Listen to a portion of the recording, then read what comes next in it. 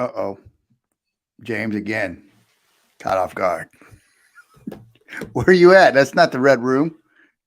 And I think you're muted. Oh my gosh, I'm scrambling here. I'm here. Oh, the City Club. Welcome to your pod. I am. I'm at the pod here. Hopefully, Look at we'll this. get kicked out. But I am drinking a little coffee. I can tell you that it's not quite the Moac blend, though. Just it's not as strong. Man, they were doing the Moab when we were there. It's gone They, downhill. No, I'm just I kidding. tell you what, true story. As I walked in, they were asking me about it. So we'll have to have a conversation about that afterwards. So how was so coming off a big weekend? How was your Easter? Had a great weekend. Spent a lot of time with the family, and that's what it's about. And spent a lot of time there, doing that, and just really just sat around and did a whole heck of a lot of nothing. They're working on my roof today, so what's happening? That's why I'm at the City Club, not in my office, because they're working on my roof. Ah, I feel like gotcha. I feel like I'm in a Chinook or a Blackhawk though with these headsets. I feel kind of like I felt like the old school Rush, like when we were back in our 20s, man. There you go. Yeah. Easter for us was good too. Spent a lot of time with the family, let the kids run around, did a lot of cooking, a lot of eating, which was good. It was good. Now, Um, now, a fun fact about you, though, I know who the best cook is on this call. you? Not me. You. No, Everybody I'm not. doesn't know. Everybody doesn't know that you're a secret chef and you can actually cook better than anything else. Well, That's a plug. I That's a like to plug cook. for you. Don't plug too much. I'll get stuck cooking a lot more. But this is no, it's a good week, man. We've been blessed. We've had some good successes and continued successes, and we're it's things are going well. Things are going very well.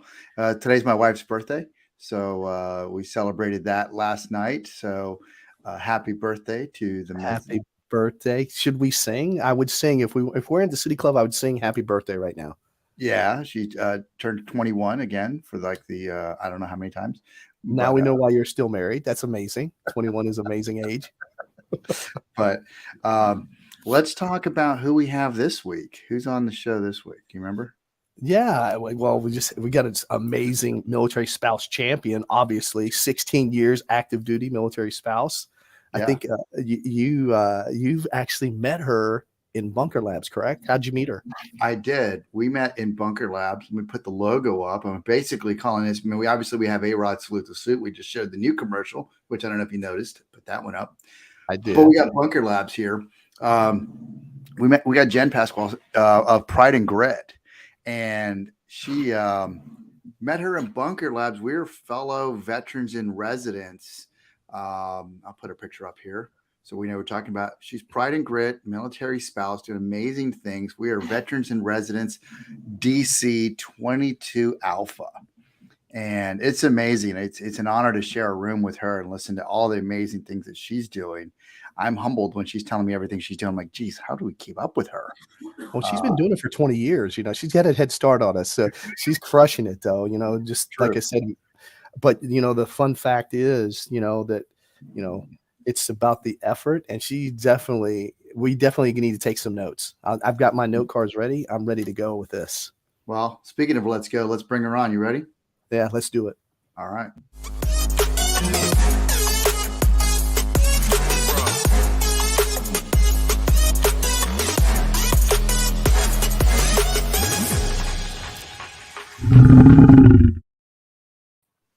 Oh man, whoa, what's this layout? Sorry. Random layout. We'll get it. We'll Hello, get gentlemen. it. Hey, welcome to the lounge and thanks for being our guest this week. Happy to be here with that kind of intro. Like everybody needs a hype squad like that. So I'm grateful for that. I'm I'll try to live up to it. Oh, you've already lived up to it. It's amazing. And so, but yeah. So thanks for coming in, and you want to introduce yourself and tell everybody who you are. We kind of did a little bit. We talked about how we met at Bunker Labs. So again, thanks to Bunker Labs. But tell us who you are and what you're doing. But don't get too far into it. Save some. Fair enough. Yep, I'm Jen Pasquale. As you mentioned, this year celebrating 16 years as a active duty military spouse and proud Red Lake spouse. So we are on our 9th location here in the DC area, which allowed me to hang out with you in Bunker. So that has been such a fun experience, just to be able to sort of be surrounded by other people doing really just amazing things after service, during service. So definitely enjoying that opportunity for sure. Yeah, if you are a veteran entrepreneur, veteran family member, or military family member, check out Bunker Labs. Bunker Labs is absolutely amazing. We've had an opportunity to hang out with Blake and Shelby and the team. I was just on the podcast with Iron Mike Stedman just on Monday, and it's just a good family, to hang out with and learn so much from. So really appreciate everything that they do. So, Jen, thanks for being on the show. It's an honor to have you here. Before we were talking about your journey as a military spouse, and I kind of chuckled that when I read your bio, you're like, watched your video when you were like, I was a girl who fell in love with a boy, and I'm in the Army, and so it's kind of like, it was about love, and then you're like, what the heck did I get into, kind of thing. So is that where we start, or where do we start? Yeah, we can start there. Yeah. So in terms of our story, so when I met my husband, my now husband, at the time, I had this really nice little life. I bought my first house. I had a great job. I was like on this sort of trajectory with my career, and, life was really good. And then I, insert this soldier that comes into my life and sort of turns that upside down a little bit. And, I moved to Fayetteville and got kind of indoctrinated in all things the time, in the 82nd, and spent a lot of time there and got to kind of know that life a little bit. And that was kind of where it all started. I didn't really have a sense of what that was going to look like for me. Right. I thought, oh, well, he's going to go off and do his things, and I'll continue to go off and do my things. And I had transitioned the career I had. I was working in training and development, and I was really lucky to be able to transition that to a remote position in Fayetteville. So I was kind of working remote before remote was like in vogue. Right. And that was awesome because it allowed me to keep, an identity and keep, contributing to what would be our future. That's how we paid for our wedding, right. All those things were part of kind of my story. And I thought, oh, I'm just going to get to keep these things. And then when we decided to have kids after we got married, it was like, oh, wait a minute. Like I can't still travel. I can't still, do some of the things I'm doing if you're never here, which of course at that time in the early 2000s, mid to late 2000s, things were really busy. So he was not around a whole lot. And so, solo parenting was as much the norm as it wasn't. And so trying to kind of weed through that and figure out what does that look like for me and for my career was all part of that kind of early half of our marriage and kind of that latter half of my career as I had to kind of pivot away from that a little bit. And for those that aren't tracking, Jen was really, when she says indoctrinated, that's no joke. Going to Fort Bragg and the 82nd, that's not like any other unit. I mean, we're a little biased, but it's not like any other unit because you're on an 18-hour deployment sequence. You can go anywhere in the world at any given time. Most of the other units, you have a little bit more lead time. And you're always on the go. It's hustle and bustle. It's just a little bit different. And because we pride ourselves at Bragg of being the center of the universe, when the president calls, Fort Bragg answers, and so we pride ourselves on that. And the mill spouse and the rest of the family members are like, well, that kind of sucks because now mom or dad are gone. So as the family members, now I have an appreciation on this side of it of, wow, there's a lot of, ripple effects, if you're looking at it from that. So your indoctrination was no joke. Well, what was really cool about that, though, is you're absolutely right. Like it was, sort of hard from minute one. But one, I didn't know any better. So I thought that's just how it was. And two, it created this, what was a really wonderful opportunity to integrate early with the spouse community, with all the efforts that existed there. So being able to build a network and be able to kind of figure out what does that look and feel like early, I think actually served me well, versus had we started in some, more remote location that maybe didn't have as much of a support mechanism or wasn't as busy. Like I would have thought that's how it always was. So it was like, I started at the worst, and then, I wouldn't say it got easier from there at all, but it, it is just an interesting way to kind of look at it, that for me, there was a lot of benefit because it kind of forced me to integrate quickly and early. And that was part of me moving. I was like, well, if we're going to do this, like I need to be in this life and I need to see what this feels like. And I need to kind of try this on for a minute so that I'm sure that this makes sense for, for the future that I want. And so that was part of me even moving down there to begin with. So yes, busy, all those things, but also came with some good for sure. Absolutely. Yeah, no, that's a good point. When you look at it that way, it's kind of like when we talk about leadership, it's better to go in as kind of as a hard ass, and then you can let up, than going into the softy, and then trying to be the hard ass later. It's kind of an interesting take as you say it that way. Did I teach you that, Marty, when you worked for me? Did I ever work for you? You did. I was a hard ass for about 30 seconds, and you told me I couldn't be anymore. So it didn't work long, but it still worked. Hey, Nick Feltz, has he ever mentioned that I work for him? I don't know if you're on today, but has he ever mentioned that? I don't know. Let me know in the comments. That's amazing, though, Jen. Just that mindset that you were able to identify early. Hey, the obstacle is the way. We talk about this all the time when we talk about meditations and Marcus Aurelius, and you were able to use that, experience initially to make it happen. My internet's lagging, so I apologize. Oh, we got Veterans Growing America here. Donnell. We got bunker labs all up in here. Yeah, so I you came in broken, James. All I heard was Marty's the best. Can you say it again? Yeah, I said Marty's the best, and then I just went. But no, I apologize. My internet is intermittent. So, but what I was saying was just the mindset that you had is amazing. That you were able to identify it early, use those strengths as what did he say? I didn't even read that. No, if he said what you didn't. Yeah. But anyway, bottom line is, Jen, we're just appreciative of you being able to identify that, because I imagine how many lives have you been able to affect in a positive way, being able to have that mindset you established then, So I got a question. Oh, go ahead. Yeah, no, please go ahead. No, I was going to ask you about the Gallup-Certified Strength Coach. I wanted to know exactly what that is, because I'm Yeah, no, I'm happy to talk about that. So, that's honestly something I wish I'd had then. Like if I could go back in time, there's a handful of things I would do differently. Access to Gallup Strengths is probably one of them. So that's an effort that I do now, with being a certified coach and helping people really just start to develop some language around what their strengths are and understand how to use those, how to see the strengths of others and be able to work better on a team, and to really just kind of lean into the best of who you are. The Gallup methodology focuses on the idea that if you really focus on what you're best at and grow that, you'll kind of get exponentially better, versus if you try to learn how to be good at the things that you're just really not wired for, you're only going to get, marginally better. And so it's really just helping people do more of those things at the top and have a little more fun doing it.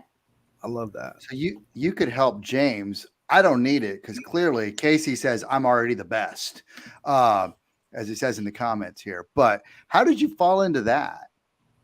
Strengths? Yeah. It's interesting because I honestly found it at a time when I was really kind of lost. We were probably, 12 or 13 years in. So it's a couple of years ago. And I just was finding that I had pivoted away from my career when we were in Germany because I just kind of couldn't do the work I was doing anymore from there. And I hadn't quite found my footing yet. We were supposed to come back to the States and got extended in Germany. And so all of a sudden my plans weren't kind of working out in terms of re-entering my own career. And I was a few years past that and feeling a little lost about what that meant for me and kind of who I was and how I wanted to sort of show up in my life. And so I found someone who did strengths work and started doing that work with her, with a coach, and just fell in love with it because it was like, sometimes when you find the thing that you didn't know you need and you're like, oh my gosh, this is exactly what I didn't know I needed to give me language for why I'm struggling. And even to like, what I loved about it was that it gave me language for the things that were really hard for me and sort of helped me understand, well, okay, why are those things hard for me? And is that, I think for a long time, I felt like that was a failing of mine. And so it kind of allowed me to reframe that and see that not really a failing, just not something I'm not really wired to be great at that thing, but I'm wired to be really great at these other things, and to just sort of shift my focus to those elements instead. And that was the work I did with her. And then I did a couple workshops and attended, even more about it, and just completely fell head over heels. And it fits so well with my background with training and development, hosting workshops, doing facilitation.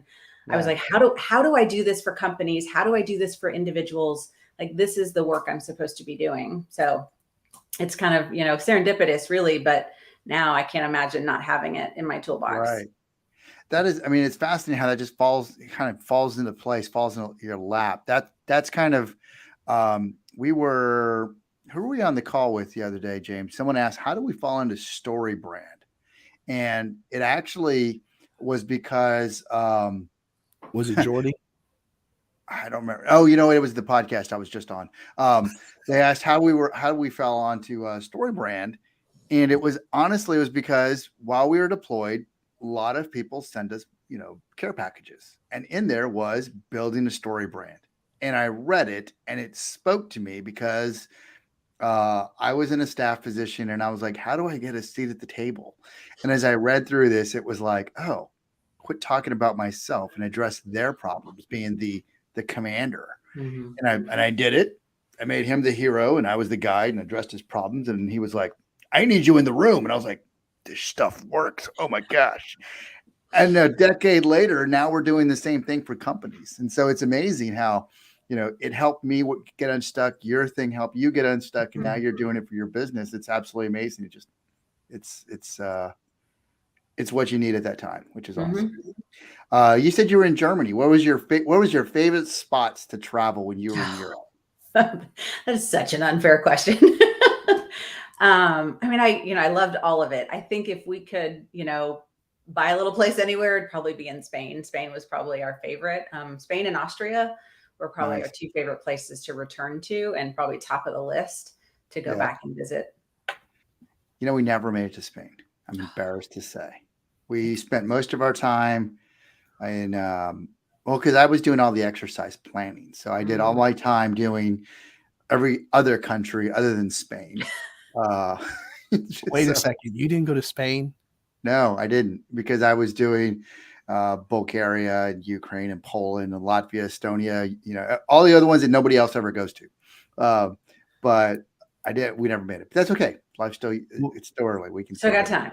Yeah. Well, Jen, let me ask you this. I don't like to be negative, but do you have a worst assignment, like location that location wise? Yeah, absolutely. I'm almost kind of embarrassed to say that we've been so fortunate. I really don't. I really loved all of our assignments. I will say we were supposed to go to Fort Polk, and that was the Germany extension. Is instead of going to that training center, we moved down the road to a different training center. And so for a minute, we were going to Polk, which was not necessarily at the top of my list. But no, honestly, I've liked them all for different things and different reasons. But no, I haven't really had any that we didn't like, which I feel is not like the normal story. Yeah. No, that's great. That means you've always been able to look at the positives in that. For some of us, like Marty, he probably would say Fort Bragg was his worst assignment. No. I mean, I was lucky. I got everything I wanted. Well, and if it wasn't what I wanted, it was what I needed. And Gotcha. So I was supposed to go from Hawaii to Fort Carson, and I was so excited. And I was about to buy a condo and I got everything ready. And then they said, hey, you're not going to Carson. I was like, what the heck, man? I was so upset. They said, instead, you're going to Italy. And I was like, fine, I'll go to Italy. So I had to deal with that, going from Hawaii to Italy. So it's not what I wanted, but it's what I needed to do, because it actually set me on a better course. But yeah, no, it's what you make of it a lot of times. But there are some bad assignments. There are some ones where you're just like, why am I stuck here again? Yeah. So Austria and Spain were your two favorite. That's good to know. Good to know. Go ahead, James. No, I was going to ask a question. I've always wanted to ask this question. We've had a couple other military spouses on, but I've never asked this question. Have you ever had to deal with a situation where a military spouse is wearing he or her significant other's rank? Did you ever have a bad experience like that over the 16 years or 16 years? I'm going through my my sort of memory deck, and like I know it's a thing, but I can't say. I think I've more observed it on like social media, to be honest, than I probably have like with someone that I knew personally, or someone that I look up to, or someone that was a mentor. Like I don't remember ever seeing or sort of experiencing that. Because it's one of those things that I've always felt kind of disconnected with in terms of when people talk about it. Like I know it's a thing, and I know it sometimes happens, but I can't say that I remember instances where that was overt and clear. Yeah, I've always wondered because, a lot of times Marty and I talk about the importance of the military spouse, and until you're in that situation, you really can't, relate. And now Marty is in that situation, so he has a better understanding and a better appreciation, I think now probably, or he might have actually had appreciation before, but I can imagine that from this, that perspective, how things could be very difficult and a struggle. So anyway. Yeah, and I think some of it comes down to kind of your circle, right? Like who do you surround yourself with, and so that it wasn't really in my line of sight because that was not who my circle was fundamentally, and the way they operated is, it's not who I attracted, and it's not who I would want to spend time with necessarily. So that's probably why it's not as front and center for me. Is there any recommendations that you could have, tell other military spouses so they follow your path instead of maybe someone else's path, and how you've had a positive military spouse life so far? If you can give them some advice on that. I mean, I think, from a community standpoint, I think finding people who understand you and is so important. And I think sometimes what can be difficult is that, obviously we're starting over, obviously we're having to form new friendships and having to find new people. And I think sometimes, if you're only going to be there a short amount of time, it can be easy to feel like, well, this, maybe this person and I don't really connect well, but, but I don't have anybody. Right. And so I think it is just being kind of honest with yourself about what is the season that you're in? What do you need from the people around you? And what do you have to give to the people around you? And just make sure you're surrounding yourself with people that fit that well for you. Because, the idea that you're leaving in 6 months and it doesn't matter isn't really true, right? It still has an impact on you, and it still has an impact on how you're supported, and then how you're in turn able to support other people, and what that outlook for you might be. I mean, it's certainly not always been easy for me either. I'm very much an introvert and have really a hard time finding kind of my people. It takes me a long time. And it feels like as soon as I find them, we're like on orders, like Right. it is always difficult for me, it is always difficult to find those people, and it takes a lot of time.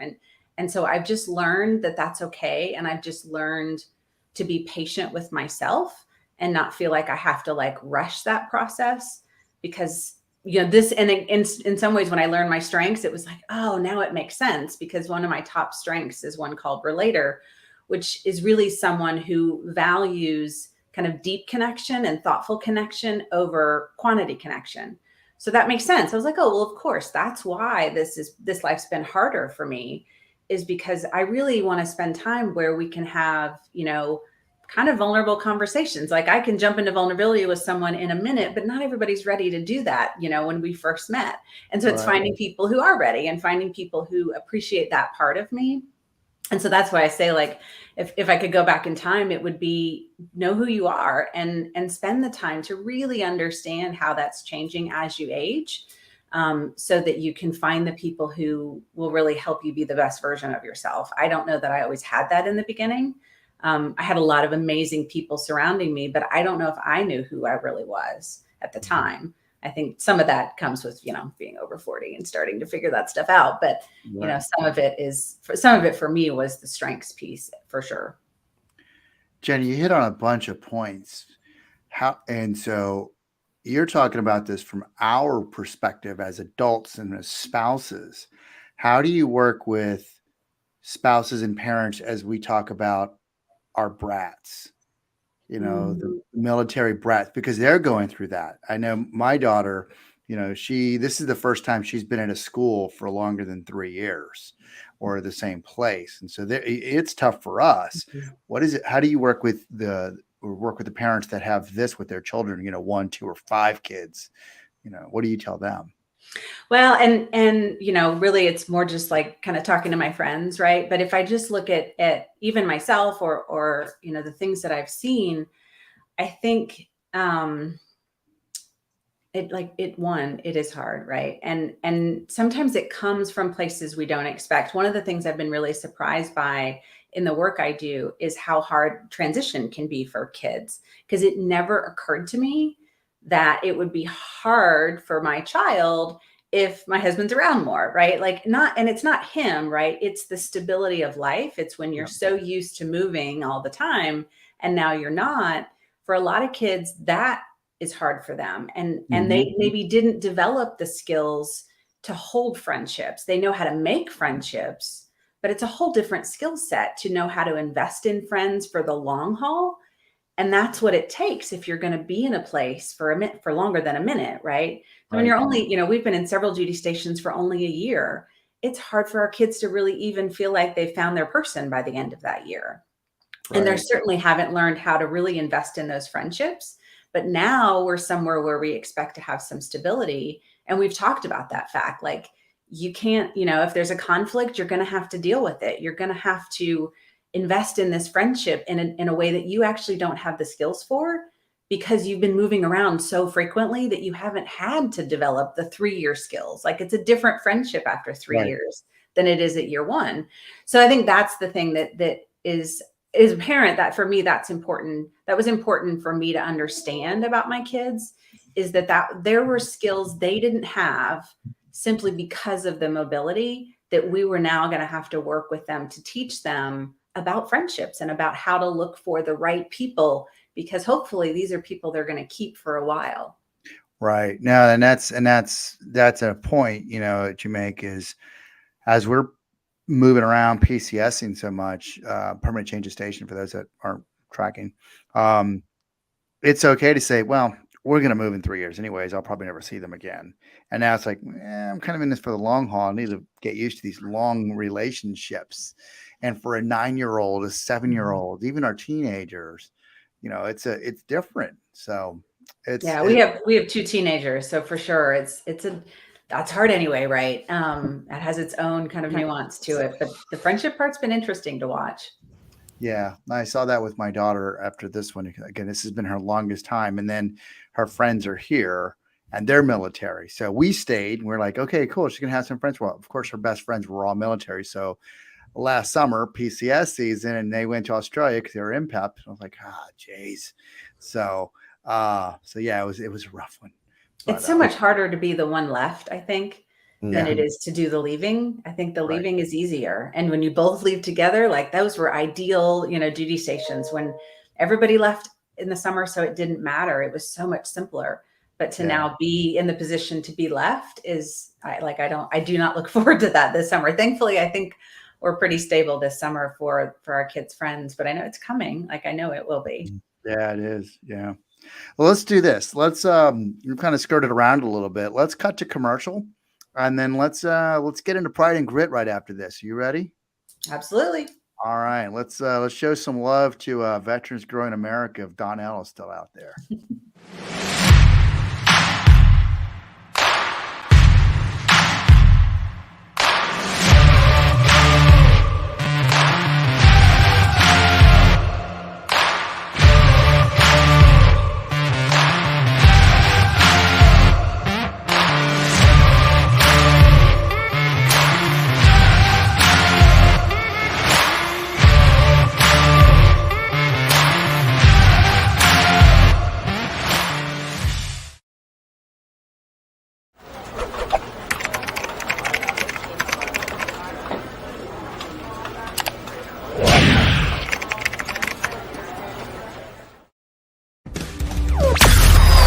You're watching the Lounge with Legends TV show with your hosts, Marty Martinez and James A. Feltz.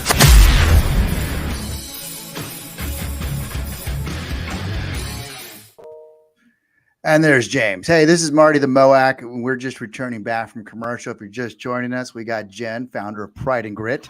And we're about to get into what is Pride and Grit. We've talked about her experience as a military spouse and the challenges of it. Now we're in the second half of the show, and we're about to unpack this one. So with that, what is Pride and Grit? Grit is not a restaurant where we serve cheese grits or anything like that. What is Pride and Grit? Nope. So that is the organization I founded about 3.5 years ago. It was originally founded as kind of just a blog. And I say just in the sense that I didn't know what else it was going to be, but I knew I wanted to tell some stories. I knew I wanted to talk about the hardships of military life in a much more transparent way.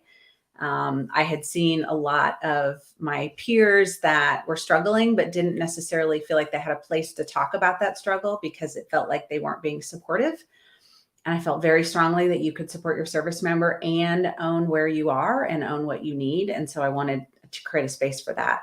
So that's how we started. And then we sort of evolved over the time, and now we are focused primarily on seasoned military spouses. So those folks kind of in that latter part of a career, and particularly in the transition space, because there isn't a lot of support for seasoned spouses.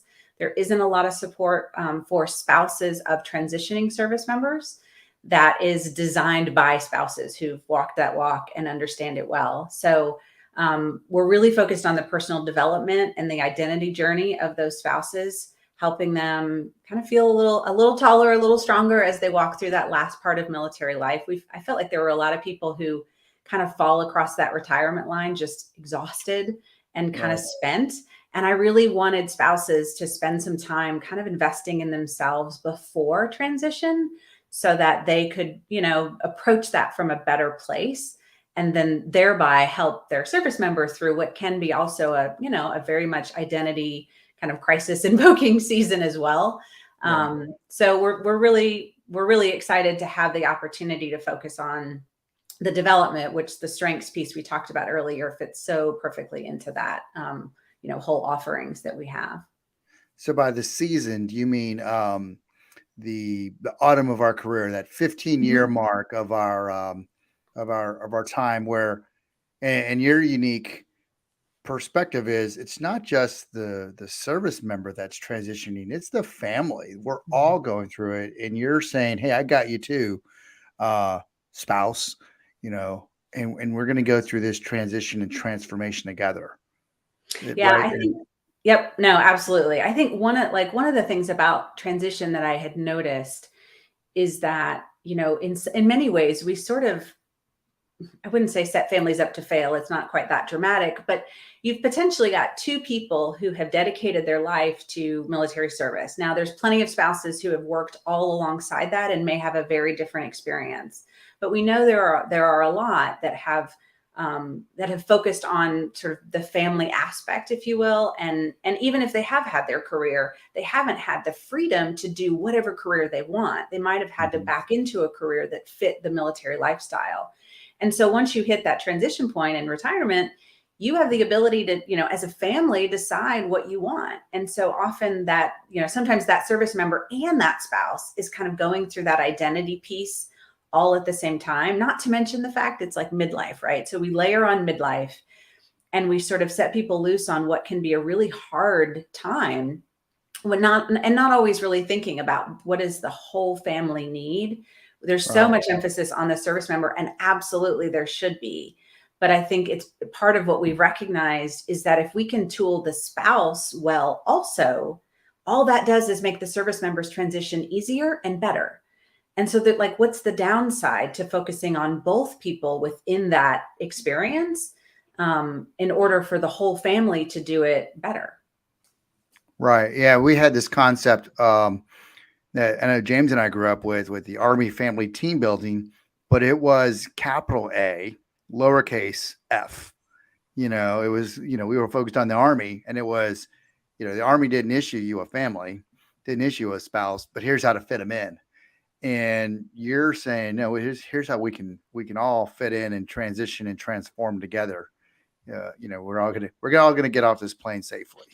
Right. You know, And we're all going to get off it eventually. So I think the other part is we're trying to start the conversations earlier. So you mentioned like the 15, that's probably the minimum. Like we have had people attend our events that are, at year 12, and they're just starting to think about, well, what do we want?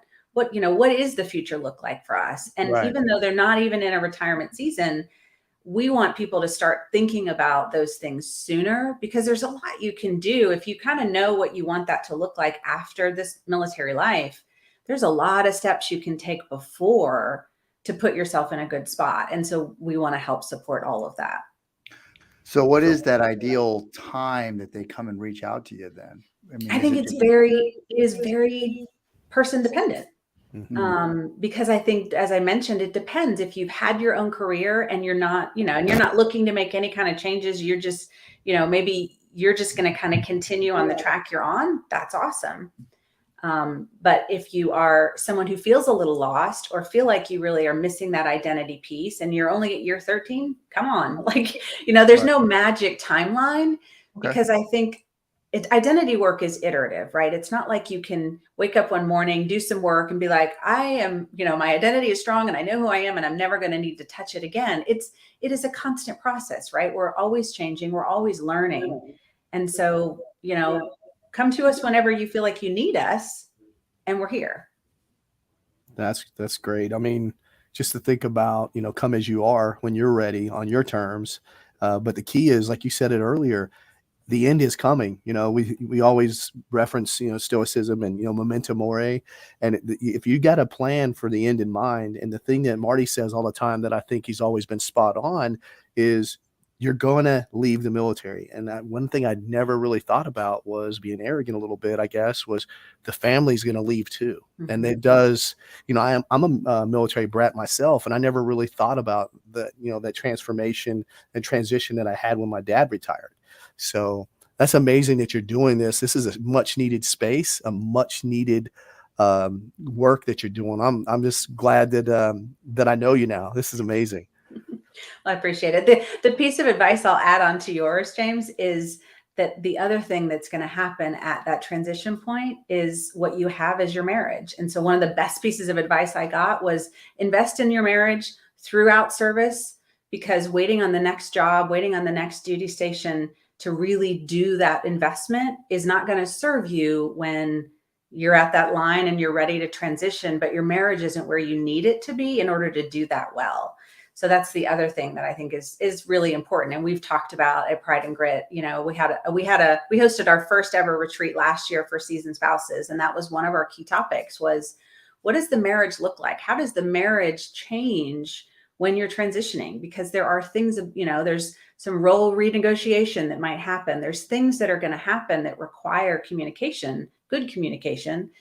What can you do now to set yourself up for that? So, and we hosted our event last year. That was a really popular topic for folks, because sometimes people hadn't thought about it, and rightfully so, right? Unless someone kind of puts that in front of you, sometimes you don't realize that's something you may need to focus on. This year, we're hosting another retreat, but that one is much more focused on just the individual and really around identity and strengths. And so it's a little bit more kind of dialed in based on the feedback we got. So that happens in a couple of weeks, which we're super excited about. So what's that event? So that event is the Evolve Retreat. So it's a 2-day event on a Saturday and a Sunday. For folks that are local, they could come in person, or have the day one is available in person, so they can connect with other spouses. So we have a whole group coming, which is super exciting. I'm so excited to actually have people in person this year. Last year's was all virtual, but if folks aren't local, they can also attend virtually. So that's all the details for that folks can find at prideandgrit.com if they're interested. Registration does end today, though. So if folks are interested, they should hop in there and grab those tickets. So you can pick whatever ticket makes sense for your budget, for your availability, and just come and talk about some of these kind of key topics. We're talking about identity. We're talking about burnout. We're talking about the stories that we tell ourselves sometimes and how those may not always serve us. We're going to talk about kind of some of those honest conversations that we need to have about where we are and where we want to go. So it is it's a working event in the sense that it's really a workshop, and it's really about asking yourself some hard questions, but getting some really great answers to help steer you forward. All right, it's scrolling there, and I'm going to put it in the comments so that you can go get it. Registration ends today, so Sign up get now. in there, y'all. Yeah. So that's for the that's for Revolve, which looks amazing. 2-day I'm so event. excited. Yeah, it looks really awesome. And so how do people work with you aside from this awesome event? How do people work with you? How do they get started? What do? They come to you and say, "Hey, help me," or what is it? Yeah, I mean, certainly tapping into the Pride and Grit community is a great first step.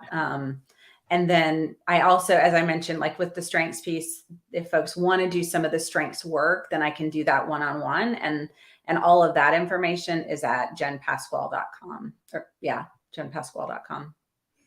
Okay, yeah. So I don't believe I have that one yet. No, up in that's the- fine. They can find me on Pride and Grit. I'm all over both of those. So our Pride and Grit is on our social, so it's pretty easy to find us if they're looking for us. Yeah, no, these are great events and wonderful things that you're offering.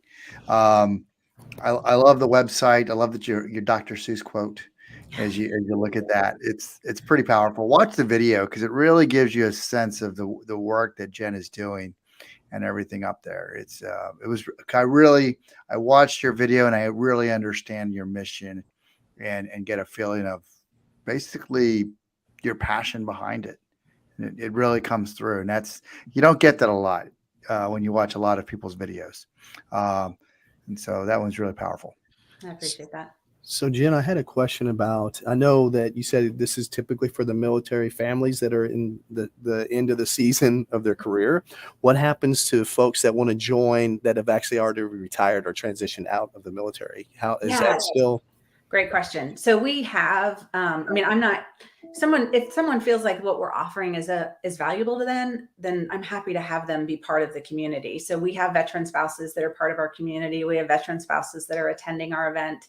What we've said is if you feel like you didn't kind of get a chance to do some of this work before you retired, because there wasn't anybody offering it, then come because frankly, I think that is where there's so much really powerful learning in when we do these events. We put people into small groups and we give them an opportunity to talk to each other and to connect with each other. And if I am, approaching transition and there's someone sitting across from me that has been through this, well, that's the perfect person for me to be talking to. And so I think they bring a ton to the table, and I'm happy to have them. Comments are rolling in. So much love for Pride and Grit. With seasoning, of course, Donnell, he's always hungry. He's got the best picture. I want to go wherever that is. Wherever that is. We got a net of wild rye called Life, still looking for her VW bug. And then we got Jose, who makes the Moac coffee. But I know we have another event, all of us, right after this. So this has been a great one. I think we might finish up just a little bit early, if that's okay with everybody. And James, do you want to ask the question? You know that I cannot ask the question. We got to keep true to our roots. So, Marty, I insist the Moac must ask this question. All right. So I try to stall. I try to get him to ask the question so I can switch everything out. So our Freedom Means moment is obviously sponsored by A-Rod over at Salute to Suits, where they help transitioning service members and spouses find a suit, one suit, 2 shirts, a tie, and a pocket square, $275, so you can transition and look sharp when you get out of the military. $275. Check them out over at Salute to Suit. So that's our Freedom Means sponsor. Jen, we're going to ask you the question that we ask all of our legends. You've served, you've sacrificed, you've done so much for our country. What does freedom mean to you? I think for me, freedom is about opportunity. When I think of that, I think about, quite honestly, right now, and I think about what's happening around the world in places where freedom doesn't exist, then there's no opportunity there either to be your best version, to love your family and to just be able to give the most that you can to the life that you have in a way that allows you to propel it forward. And so, I think opportunity is what I think of most.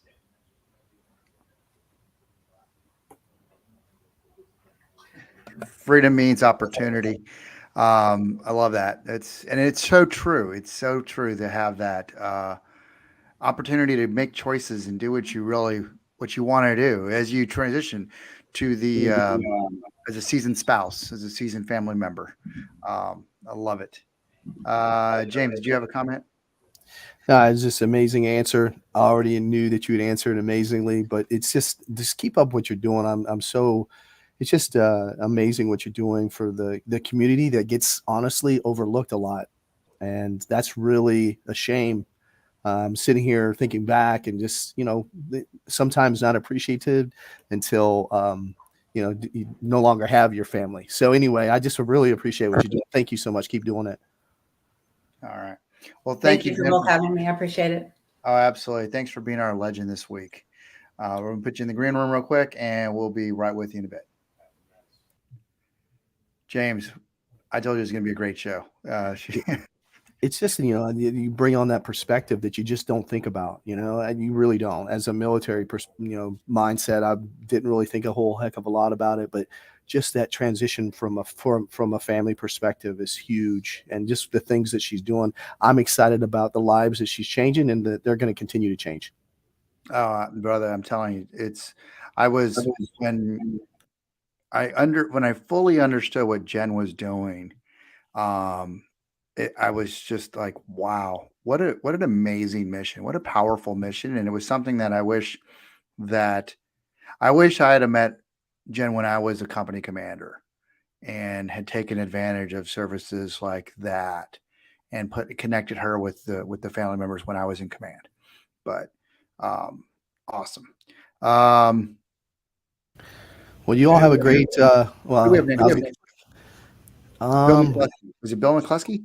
I think so. I think you're right. And we have Bill McCluskey next week. Another Bunker Labs person. Get off your assets. So thank you. Looking forward to that one. And it's going to be great. And by the way, if you haven't registered, James and I are doing another free coaching, 1 hour coaching with Donald Miller on the top 5 things to fix your marketing. And it'll be on May 6th at 11 Eastern Standard, 11 to noon. And you can check it out at go.jtf214.com. Go.jtf214.com. And we should put that in the comments. But did you say free? Absolutely free. The MOAC is doing it again. I'm doing it again, but check it out. We will be there. We do this once a month. We offer free coaching with our Story Brand team. So it'll be there. Check it out. And I appreciate it. James, anything else? No, thank you for what you do. I hope you're feeling better. A lot of you don't know, but Marty's actually not feeling that great today. So I appreciate what you're doing. And thank you. All right. That was our secret, but thanks for putting it out there. Jerk. I'm sorry. All right, brother. All right. Hey, I appreciate everybody. We'll see you next week. And thanks for being legendary. You've been watching the Lounge with Legends show, countering the narrative that veterans are all broken misfit toys. Veterans are the lifeblood of American freedom. Serving in harsh situations, coupled with their training, have forged them into some of the most resilient and capable leaders in the world. And that's where we come in, celebrating the success stories, taking you on a journey of transformation from military to business. We hope you enjoyed the show, and we'll be back soon. But find us on Facebook at Lounge with Legend or at JTF214. Till next time.